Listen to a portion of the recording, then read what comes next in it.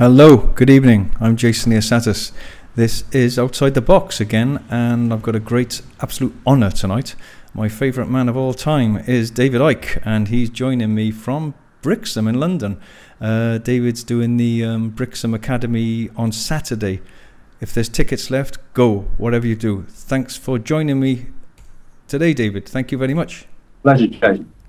Fantastic, always a joy. And I know I keep saying how wonderful I think you are, but I've got to say it. I believe David Icke is going to be a Martin Luther King Gandhi, and already is actually.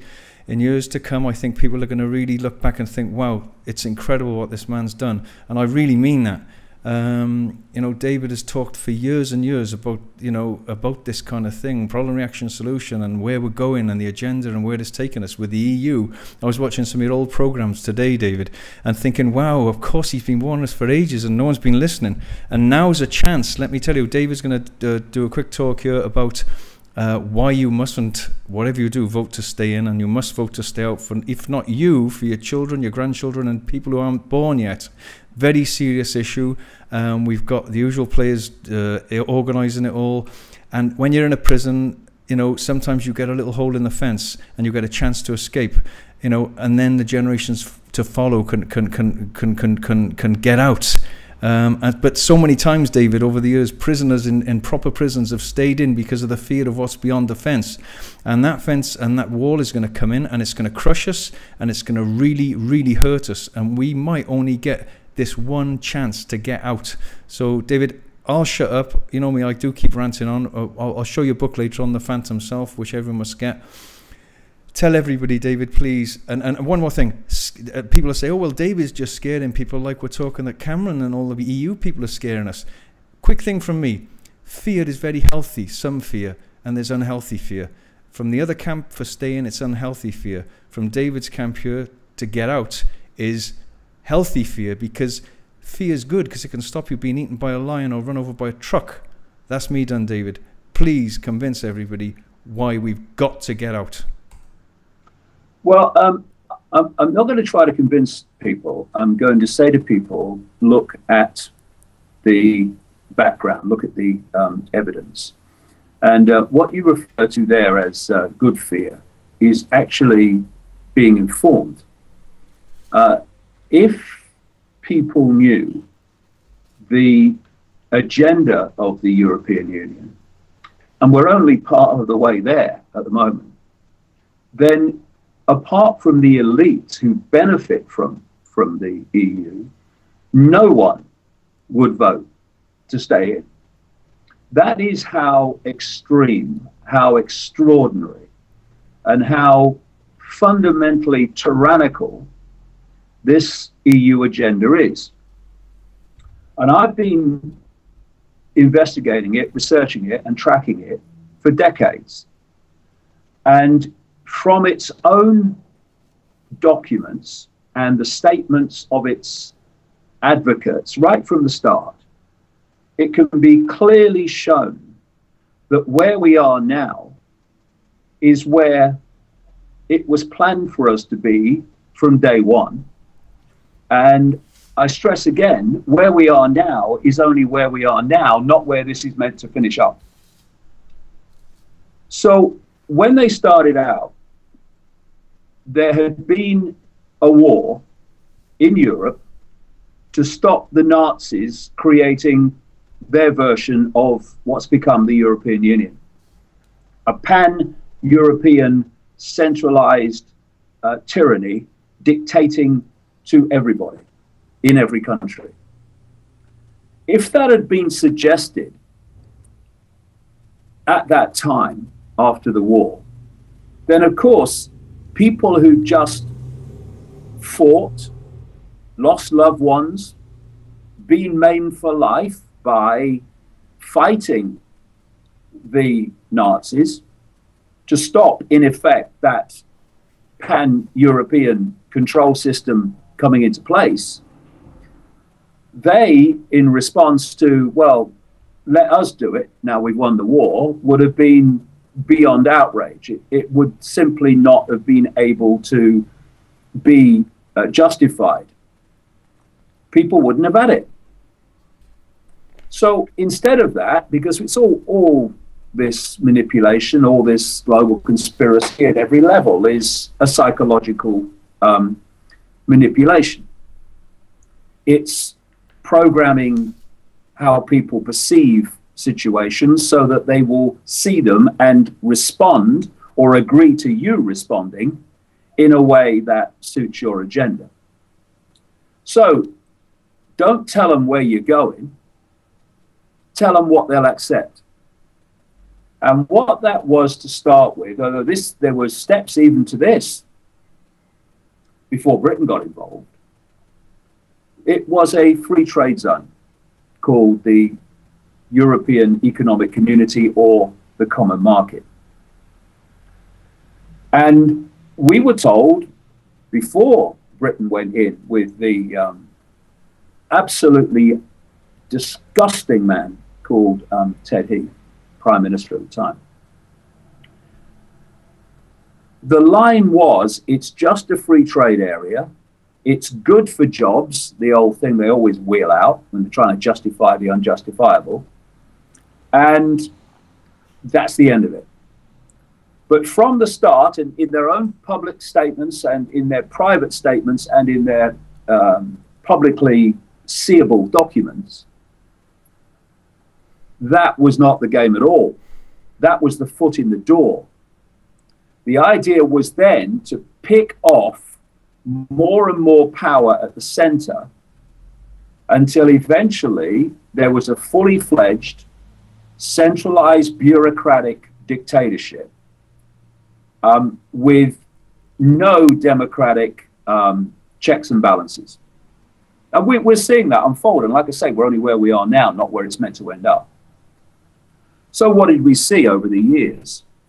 We saw step by step by step, what I call the totalitarian tiptoe. More and more power taken by the center, more and more power taken from sovereign nation states to the center, to the point where today, 55, 60%, some say more, of the rules, laws, and regulations that impose themselves on the fine detail of people's lives in this country do not come through debate in the Westminster Parliament, undemocratic as that is much of the time. It actually comes from bureaucrats in Brussels starting out the process of imposing their will upon the entirety of the European Union population. This has many devastating effects on people's freedom and fairness and justice, and even on the political system itself as it's perceived of one person, one vote, and the majority elect the government. Not that that is overwhelmingly true, but that's at least the perception and the foundation of what we call democracy. What has happened is the European Union's very existence and its bureaucratic control system has allowed transnational corporations something they could barely have dreamed of, although having said that, those that control those corporations are the very forces that created the European Union. So that does make it more than a dream. It makes it a cold, calculated intent from the start. But what it means for corporations is this. Before, if they were to get laws passed in a country that were beneficial for those corporations, they had to set about wheeling and dealing and manipulating and lobbying in each of the countries that they operated in. And that took a lot of time, it took a lot of money, a lot of effort, and the same had to happen in every country. Once the European Union bureaucracy was in place, the giant corporations had a one-stop shop. Now all they had to do was persuade the bureaucrats in Brussels to implement and trigger rules, laws, and regulations that the corporations wanted. And immediately, they were imposed on every country and every person in those countries throughout the European Union. And this is why there's a documentary on the internet that you can find on YouTube, which is about how corporations control the European Union through this bureaucracy. And it shows, not surprisingly, that the area around the European Commission, where the bureaucrats operate from, is like an explosion of offices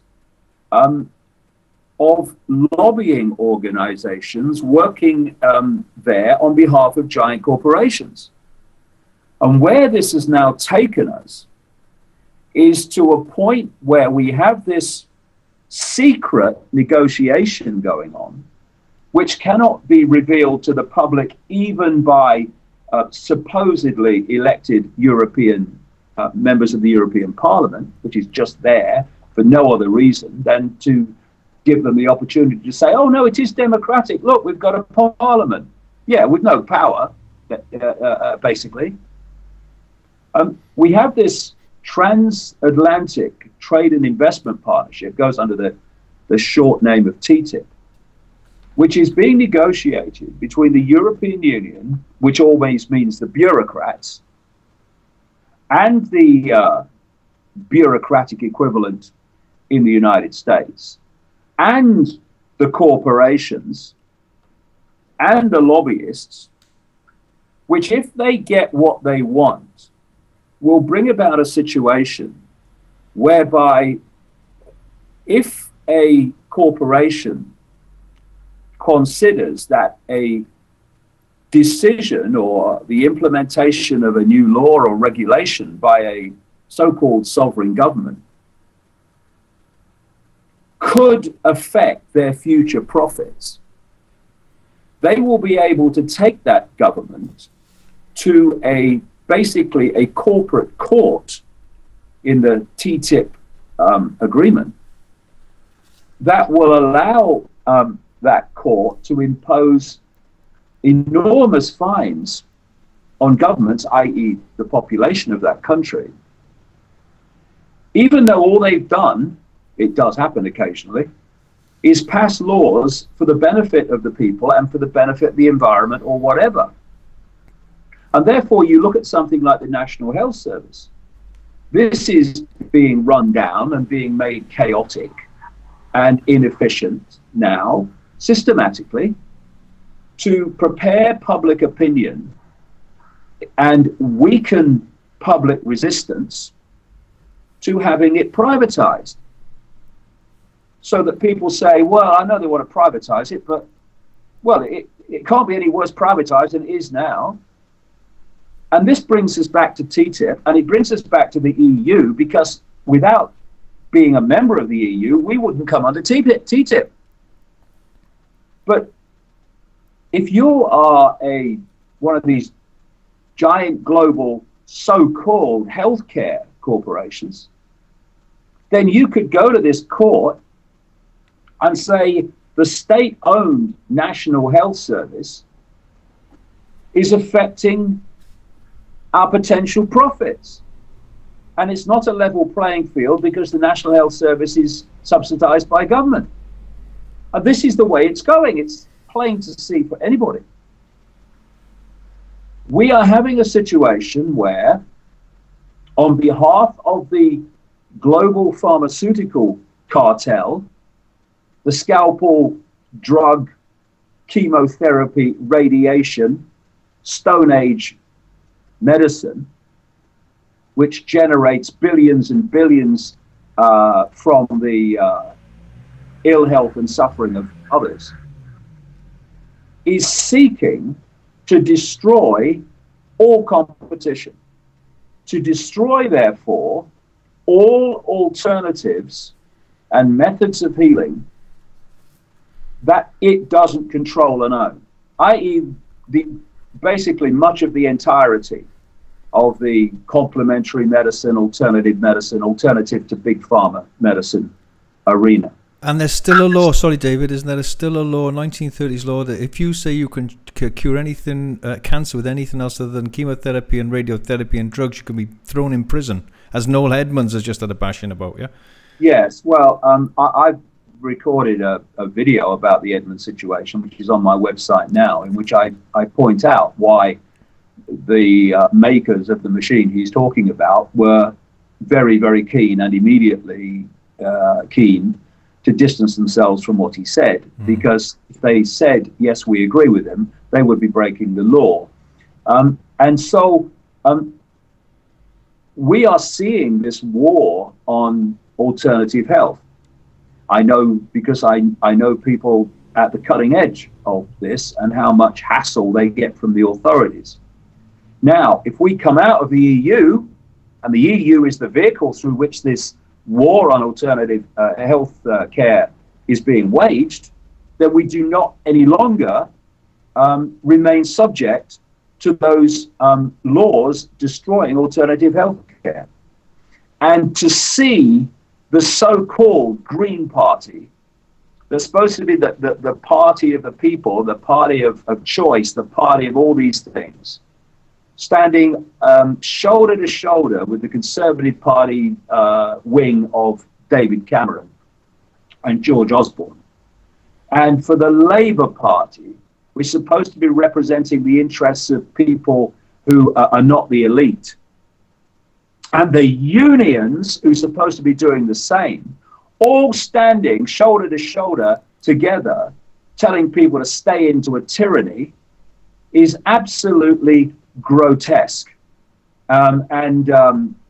It's testament to how many people are starting to disconnect from listening to politicians before they make up their opinions, and are starting to do their own research, follow their own judgment. And if that's different to the party they normally vote for, then so be it. And that's fantastic, because so many people, of course, from their personal experience, even if it's in their communities, in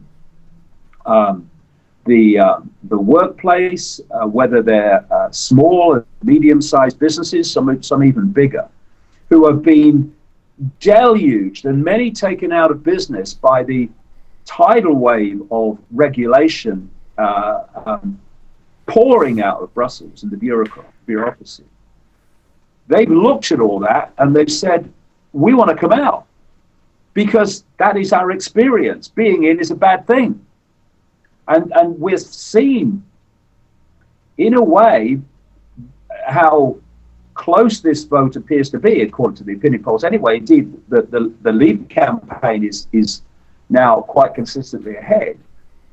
We're seeing this, hallelujah, brother and sister, disconnect between what the people decide and what the political class, and Labour, Greens, they're all the political class if you get down to it, what they're telling them they should do and how they should vote. And so where we are now is where we are. Where this is designed to go from here is to eventually have a Europe made up of regions, not many sovereign nation states, regions, which will be, in terms of power, like a county council is to the Westminster Parliament, in terms of its relationship with the bureaucracy in Brussels. And that there will be no nation states. And one of the things that's happening is the preparation for that. And it's called this mass migration of people into Europe. And this mass migration of people through Europe, through the open borders policy. See, if you're going to break up nation states, you have a massive point of resistance. And that is those people who self-identify with their particular culture, what people call nations. that is a major block when you come to breaking nations up into regions, because people don't want it. So what they're doing is diluting the sense of nationhood and the sense of culture by allowing vast numbers of people from other cultures to come in. This is not just people from outside, this is within Europe. And that is a classic case in this conspiracy of the people in the country and the people coming into the country both being used as pawns in the same game, while being played off against each other with conflict and what have you in many cases, when they're both actually pawns in the same game. And almost all of them in both groups don't understand that. And if you look at the countries of Europe and you look at the cultures who have still today the most sense of national cultural self-identity, one that stands out is Germany. And so Germany has been particularly targeted. This is why Chancellor Merkel, who is controlled by these people down to her DNA, and willingly so, by the way, that's why she's been in power for so long. That's why she shocked the German people by just opening the doors, not to refugees of Western wars, and I say quite right to that, in terms of what we should be doing to help people who are genuine refugees of wars that the West created and go on manipulating, but to anybody. And the reason they were shocked at that was because of context. If you don't have the context of how all this and why all this is happening and to what end, then what to people who've done the research is an open book. Oh, that's why they're doing that. It's confusing because it makes no sense to people who haven't got that research that's put that into context. And so when Time magazine made Angela Merkel Person of the Year, wow, very soon after that happened, and when George Soros, the Rothschild bagman billionaire, came out and said there should be 1 million migrants from outside the EU coming into the EU from the Middle East and Africa every year, these mansions must be full then. It was just the classic confirmation that this is the agenda. And of course, there are more countries due to come into the EU if we stay in, and therefore more people open to the open borders policy. And we're looking at diluting a sense of national identity, eventually in every country, so that the resistance to regionalization, which is you're destroying our culture, is gone, because there is no culture left that's identifiable. And so all these things are connected. And whether you're this or whether you're that, you're all pawns in the game of this hidden network, which is pursuing an agenda to transform European society into something that would have been unthinkable 5-10 years ago even. Never mind back when they started this process after the Second World War. In fact, the European Union has been step by step being put into place since way before the Second World War, back to at least the 1920s. And one of the great architects of it in the background was the Habsburg family, and particularly this guy Otto von Habsburg, who was the pump primer of the whole thing. And the Habsburgs and the Rothschilds and the Rockefellers and all these other bloodline families are the names that come to mind immediately when people say, well, who are the families involved in this network behind this global manipulation? So people need to get informed. It's so important that this process of people making their own judgments not saying, oh, say, well, let's listen to what he says, some politician or other, and then we'll listen to what she says, some politician or other, and then we'll decide who we think makes most sense. Forget it. Leave them to it. Do your own research, because most politicians, I mean, there are some key ones who are completely in the understanding of what's going on and why. People like Cameron, people like Osborne, etc. But the vast majority of politicians are just completely bloody ignorant of what they're talking about. It never ceases to amaze me when I have experience of politicians to see how unbelievably uninformed they are. And in the same way that if the public are not informed of the context and the background and the history and the real agenda of the EU, that leads them to vote in ways and support or not support things that otherwise they would if they had the context. That also applies to politicians. There is this misunderstanding, deep one, I would stress, that people like politicians and journalists are informed. They should be, but in truth, they're some of the most uninformed of all people. And thus, you're getting the blind leading the blind here. You're getting the blind saying, stay in, to people who've not done the research, just as they've not done the research before they say stay in. And thus, we can sleepwalk into this staying in the EU simply through mutual ignorance. The way to break that is in the time that people have left. Go onto YouTube, put the relevant words in, go onto the internet, put the relevant words in, and look at the background, the documentaries, the documented evidence that this EU is a tyranny from the start. And someone who absolutely knew that and was fundamental even before he became Prime Minister in bringing about our entry in the early 70s was Ted Heath. Don't start me on Ted Heath in all the other things he was involved in. But what was happening, because this is another point about this regionalization. The plan from the start, provable fact, was that not only Europe was going to be broken up into regions, but the regions were going to specialize in certain areas within the total economy.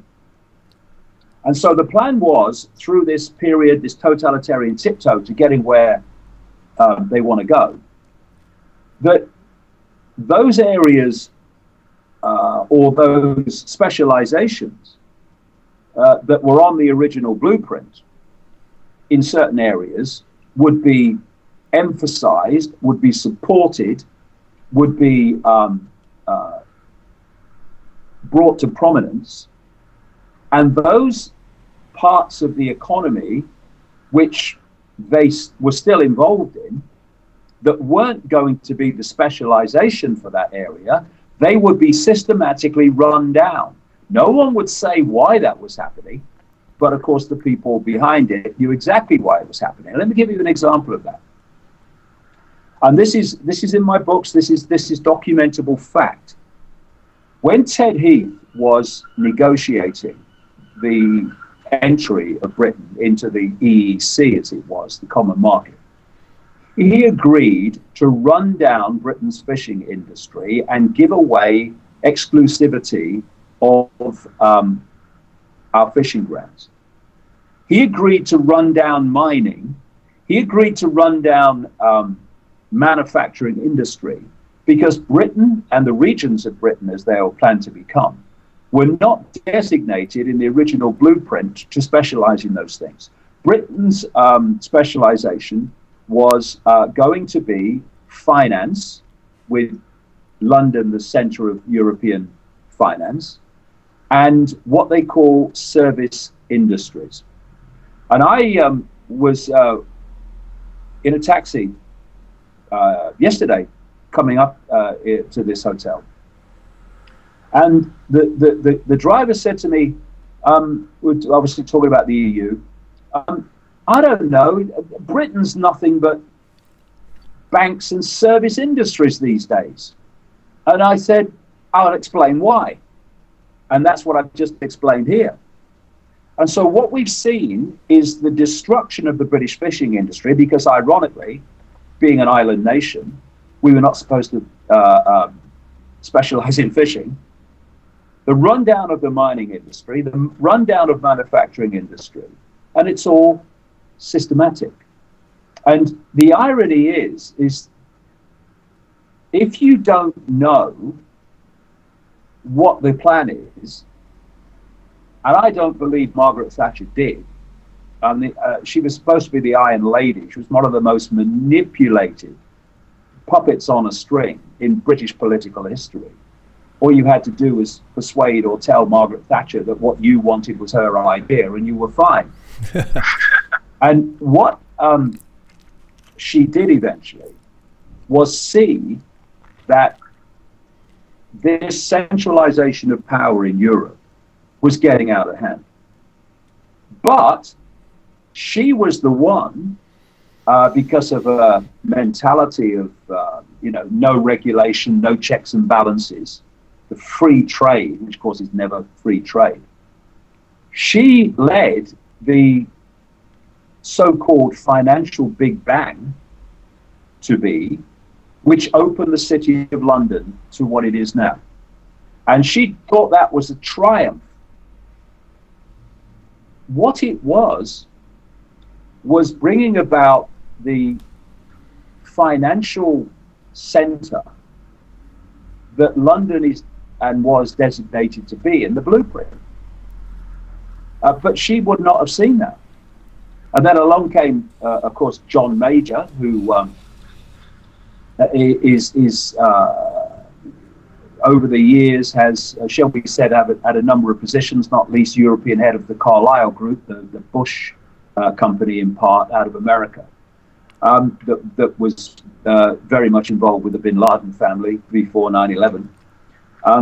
He allowed this massive step in the centralization of power in Europe called the Maastricht Treaty. And when Kenneth Clarke, minister of the time, was asked on the BBC when he was campaigning for Maastricht to be allowed and to happen, if he'd read the Maastricht Treaty and what was in it, he replied no. But these people haven't. And the devil's in the detail. And by the way, when talking of an interview, as a result of the 30-year rule, which makes government papers, which they don't then again stop coming out, but the 30-year rule lets a lot of government papers be made public after 30 years.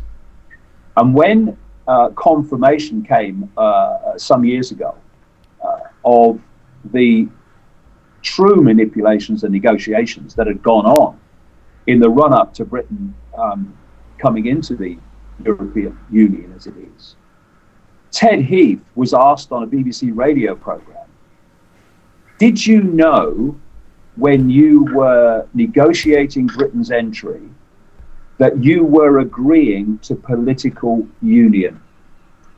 And his reply, yes, of course. Except that he never told the British people that when he was selling us a free trade area, nothing to worry about, good for jobs.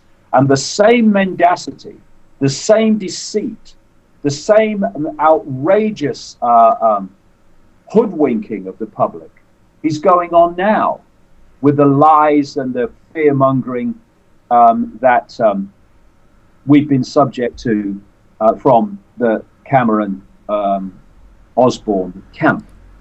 And, you know, I said in a recent video that the House of Rothschild have little pockets put into their shirts here so they can put Cameron in one and Osborne in the other. That's the dynamic and relationship between those two and the House of Rothschild.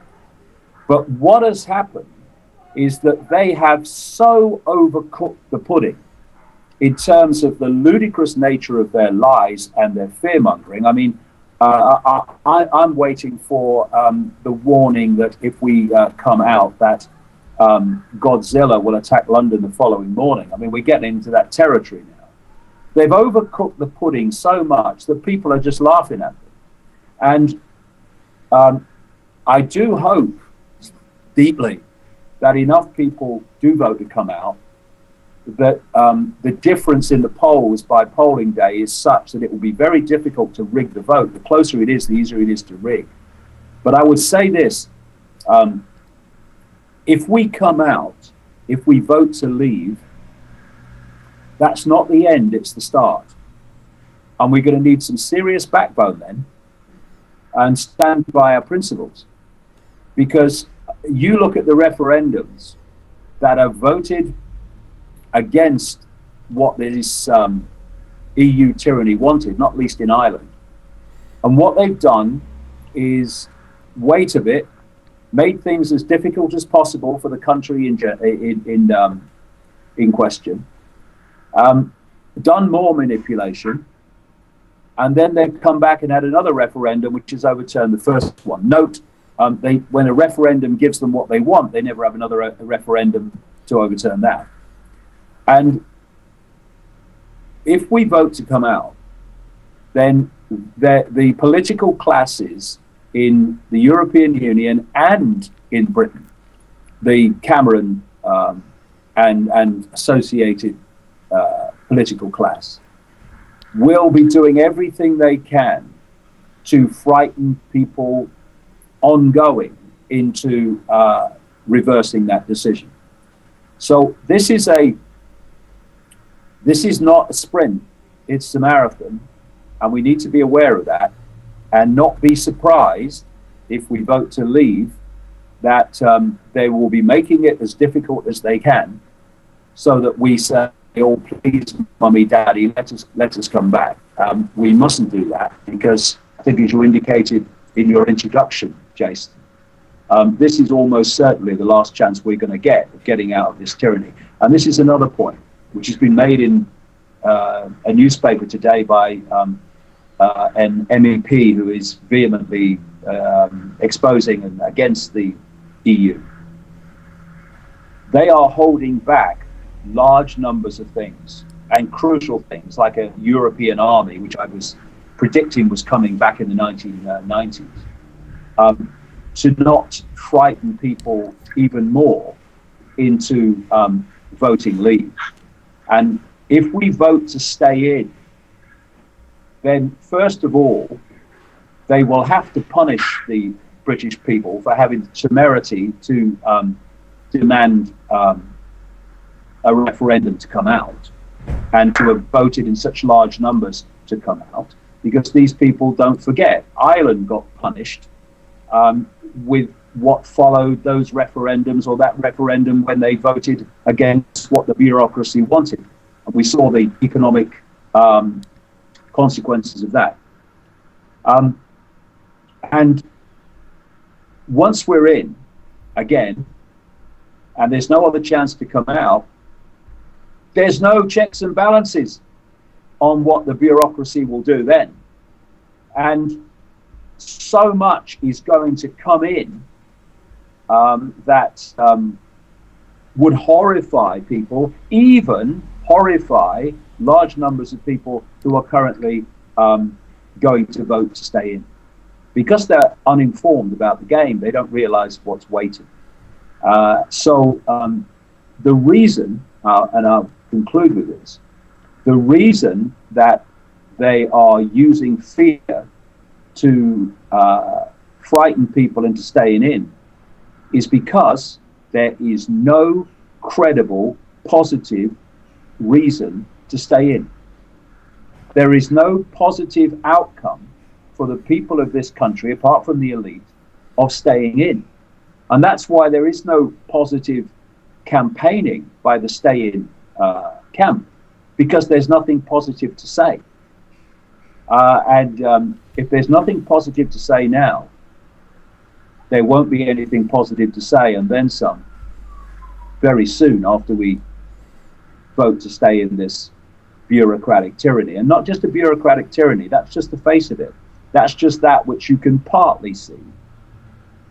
It's the hidden hand behind it that uses it as a vehicle to change European society en masse with every law and regulation that it introduces. And we've got an opportunity here now to put two fingers up to the political class of Europe, to the bureaucratic political class of Europe, to the hidden hand behind the bureaucratic and political class of Europe, and assert ourselves. I think they call it freedom. Bloody wonderful, David. Fantastic. Thank you so much. I got a bit of an echo there, David. Have you got your speaker on there?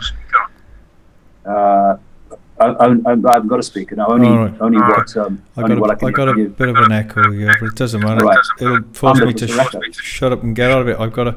Well, I know we've run out of time for you. Just a quick thing I want to say. Yeah, absolutely great. Spider's web. Once you're in, you ain't gonna get out. It'll eat you alive. And I just want to say a quick thing, very quickly. The chloroform is lifting, and I think struggling, depressed people now in despair are just saying, "We've had enough of your lies. We can see it." And at last, I think the chloroform's lifting and the amnesia is lifting, David. It's very exciting. Yeah, absolutely. That's why I'm going out on this world tour now. Brilliant. Next one is at Brixton on Saturday at the O2 Academy start at 10 o'clock, and it goes on till 10 o'clock at night, actually, because there's so many extraordinary number of dots to connect that put things into context, and thus the EU into context among many other things. It's because I have seen that not only do more and more people open their minds to things they would have rejected by reflex action before, but there's an even vaster number who have come to that point where what is happening in the world is making them feel very uneasy, and they don't like it, and they're wondering what on earth is going on, because I get a real bad feeling about this. Well, in these events like at Brixton, I explain why they get a bad feeling and why they feel uneasy about what's going on, because there is a colossal multi-leveled global conspiracy happening to enslave humanity in a world that would have made even or would make even Orwell wince. And the EU is part of it, but only part of it. There's a vast web that needs to be understood and put into context, and then we've got a chance of doing something about it when we know what we're dealing with. Yeah, you've got to understand the prison, haven't you? And yeah, I say to people, if the feeling of depression and despair, it's a natural response from a healthy body and mind in a system that's killing it, and that's good. It's good that you feel like that, Quick thing before you go, David. I just want to say this about the hospital thing, please, because it's very important. While you're here, you said about the running the NHS down. I took a very dear loved member of my family into the hospital in Cardiff today before I rushed down the motorway to speak to you. There's people on trolleys, there's no nurses, there's people throwing up, there's people being sick, there's people having heart attacks, there's people lying on benches, and I'm telling you, it's hell on earth. Those people, everyone can see them suffering. It's a sick system, and if Cameron and those people's mums and dads or themselves were going to end up there, it'd never happen. And that, I'm telling you, just to clarify what David said there, they are running the NHS down. It is shocking. I've never seen anything like it. People dying there of heart attacks because no one can come and see them, David. And the psychological game is, well, we better privatize it then. It's not working as it is. That's how it works. And of course, Cameron and Osborne and all these people will never have NHS treatment. They'll be treated by the corporations that they want to take over the NHS and make a fortune from the suffering of others. That's the way it is. But how many people in this country? 63 million, something like that, maybe a few more. How many people run it? Handful. Yeah, I think I see a way out of this. Yeah, bravo. And also to say that if people were eating healthily and doing the alternative ways of living, the hospitals would almost be empty, that's for sure. So I'll just show David's book before we go, please. Here we go. Phantom Self and How to Find the real one. And there's David's book. Thank you so much for that, David. Please go and see David in Brixham on Saturday, if there's any tickets left. Thank you, David, for, I know I keep going on and saying thank you. I also got to say sorry to everybody if this David's video might be a little bit fuzzy. I've had some problems here. I don't know what's going on. I have no idea. But David is such a fountain of truth and so handsome anyway. Then it doesn't matter about if it's fuzzy. You're right, it must be fuzzy. Brilliant. So thank you so much, David, for joining me. Great luck on Saturday. Thank you for all your fantastic work. You're a wonderful inspiration to me. It keeps me going when I feel tired to think of what you're doing and pulls me onward, believe me. And thank you for all your great work, David. Thank you so much for joining me. Pleasure, Jason. See you again. Bye. Thanks, David. Bye-bye. Bye. There you go. That's David Icke. What an absolute joy, you know. And go and see him on Saturday if you can. Of course, I got to flash my own book up there. Of course I have. The Emergency Transformation of Human Beings before I go. And thank you all very much for joining me on the show. And get David's book, The Phantom Self. David's an amazing inspiration to me. And the truth will set you free, as he says. And one quick thing before I go, I want to say about Michael Portillo, who said to him on the BBC, that this conspiracy laziness to look at conspiracies. This isn't a conspiracy theory, people. It's the truth. What David's talking about is the truth. And like he said, there's a trajectory, a planned trajectory. And if you look where we are only, you won't see what's coming. It's not fear-mongering, it's the truth. So for goodness sake, get informed, see what's going on, and see what you're looking at, you know, what's going on. Okay, so that's me done. I'll just say goodbye to everyone, and thanks so much, David. Thanks for everybody, and thanks David, for helping people who haven't even been born yet. And your grandchildren, your great grandchildren, will benefit from what David's taught.